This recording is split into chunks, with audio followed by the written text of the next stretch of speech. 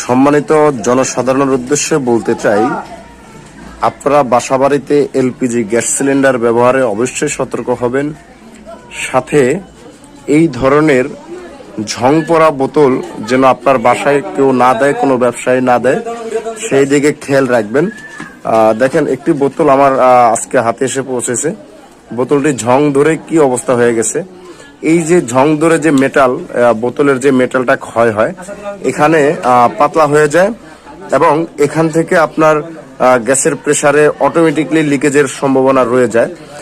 ইতিমধ্যে এর আগে আপনারা শুনেছেন গ্যাস সিলিন্ডার ব্লাস্টের গল্প, কিন্তু এই ব্লাস্টের পিছনে এটাও কিন্তু দায়ী।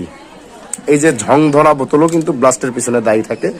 অতএব আমরা সকলে সতর্ক হব এবং অন্যকে সতর্ক হওয়ার জন্য এই ভিডিওটি শেয়ার করব, যাতে করে এই ধরনের ঝং পড়া বোতল আপনার বাসাবাড়িতে কোনো ব্যবসায়ী বা ডিলার যেন আপনার দোকানে এনে পৌঁছে দিতে না পারে।